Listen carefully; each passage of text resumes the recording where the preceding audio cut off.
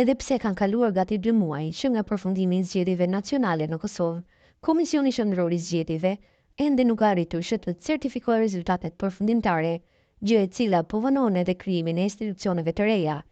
Por nga rezultati i zgjedhjeve të 9 shkurtit, asnjëra nga partitë politike nuk arriti që të siguronte shumicën për të qeverisur e vetme, dhe kjo, sigurisht, sipas analistit politik Faton Mehmeti, po bën që në prapasken partitë opozitare të punojnë për bllokimin e kryeministrit aktual Albin Kurti, kur dihet se këtij të fundit i duhet një partner koalicioni që ta bëjë qeverinë e re.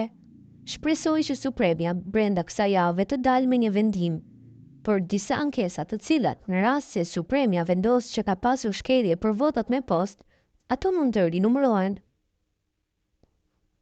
Dhe kjo do të vonojë certifikimin e rezultateve përfundimtare, thot Mehmeti, sipas të cilit opozita po punon në prapasken për ta bllokuar Kurtin.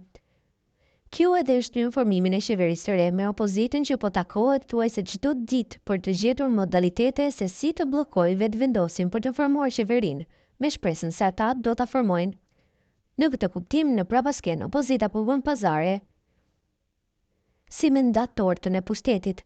Nëse Supremja hedh poshtë ankesat brenda javës, do të bëhet certifikimi i rezultateve duke hapur rrugën për krijimin e qeverisë së re, shprehet Mehmeti.